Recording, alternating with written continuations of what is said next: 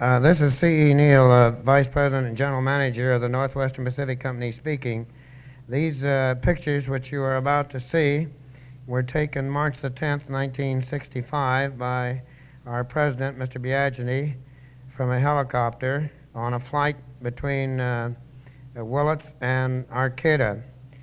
These storm pictures were made as a result of the December 1964 storm, at which time we had an amount of water equal to that flowing in the St. Lawrence River at any one given time going down the Eel River.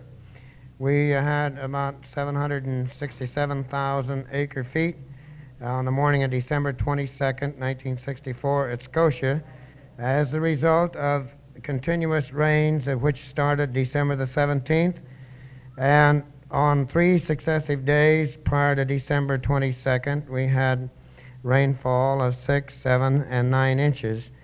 We had over 400% normal rainfall in this area of 3,567 square miles, which comprises the drainage area of the Eel River Canyon. The damage to the railroad, the Northwestern Pacific, was terrific. I have estimated it to be something like $11 million. They're in an area roughly 100 miles. We lost a good many miles of track. About 20 miles of track was completely destroyed. We lost about 75 miles of roadbed and grade. We lost 3 large steel bridges. We lost probably 500 culvert pipes. We lost a good many cars, 92 cars in all, which were estimated at a value of $500,000. We lost some cars that were loaded with lumber. We did not lose any tunnels, although 2 of the tunnels were slightly damaged. And we did not lose a single human life of our particular group of people.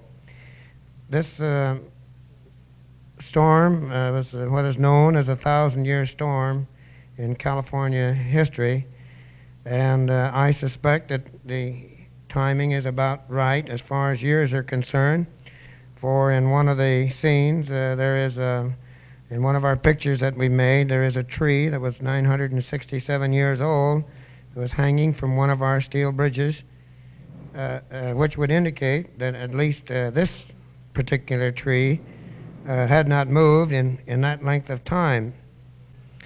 We have at the present day, today, April the 2nd, we have over 800 men working on this project. We expect to have our railroad back in operation in June. This is milepost 172.9, east end of an old tunnel 19, which was abandoned a few years ago. This is a 1 1/2 yard Bucyrus Erie shovel that is loaded on the flat car. It was loaded the night before the storm, and it is, in this photo, it's in a very precarious position in that it almost tipped into the river. I know you'll be glad to know that we finally unloaded this a week after this picture was taken, and it's back in operation doing a man-sized job. 14. Okay. Slide number 34 is an aerial shot taken of the south location of the South Fork or the Island Mountain Bridge, looking upstream.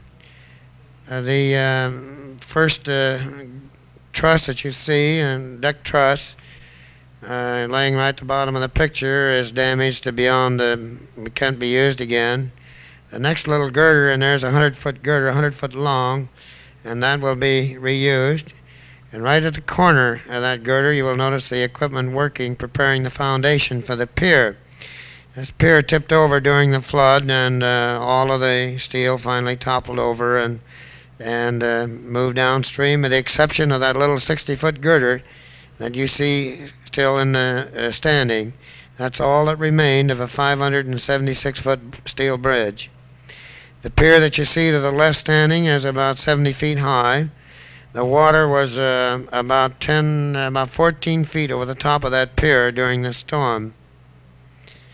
The little area to the right where you see the lumber is where the our area, our work area, where forms were being built and where the concrete is being prepared and then hauled down the road to the right by transit mixed trucks, where it is poured into the pier.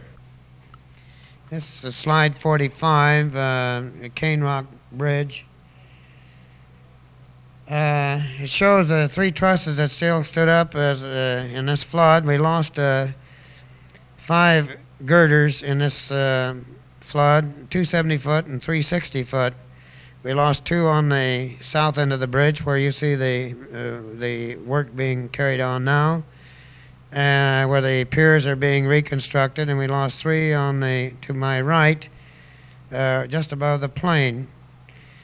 I believed for a long time that these trusses weren't too badly damaged, but after we removed the debris, which incidentally filled these trusses almost up to the top, I found that the middle truss had been moved 4 inches laterally out of line and had actually been moved up in the air some distance, far enough at least to break the anchor bolts, and when the bridge settled back down, it settled down on top of wood.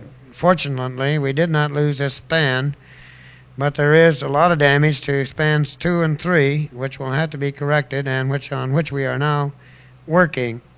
This bridge is over 1,000 foot long. It is the second crossing of the Eel River. And while I don't want to indicate to you that the water went over the top of this bridge, because it didn't, nevertheless, it got about halfway up the posts on the trusses. A pretty good indication of the high water mark still up there. 58, slide 58 is taken at South Fork Yard, milepost 237. You can see the 3 or 4 chip cars that are laying over on the side there, right in the middle of the picture towards the top. The coach that is laying there is an old outfit car. There are 22 gondolas laying around here upside down, some of them up in the right-hand corner of the picture. And there was pretty near total destruction at this place during the storm. We lost outfit cars, we lost houses, buildings, station, depot. We lost track, we lost bridges. The water was 21.5 feet deep over this location during the crest of the storm. You can see some of the logs and debris, whatnot, laying out to the beyond the fringe of the dry area.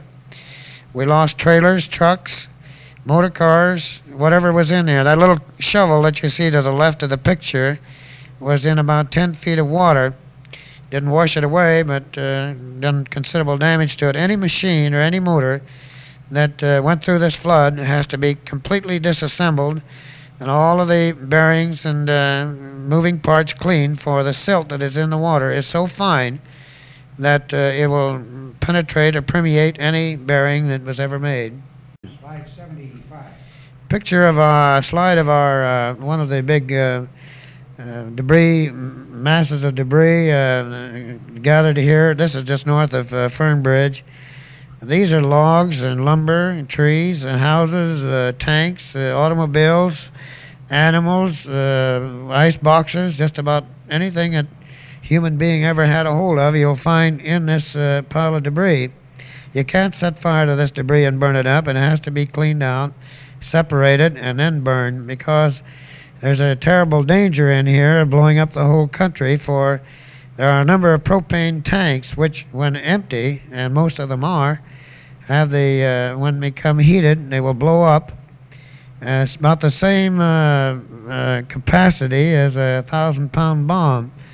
There are contractors working in here now under the supervision of the Corps of Engineers, local contractors who are pulling these piles all apart, burning up the debris that's unusable, piling up the lumber, separating the logs, and this sort of thing, cleaning the land, getting rid of this mass of debris.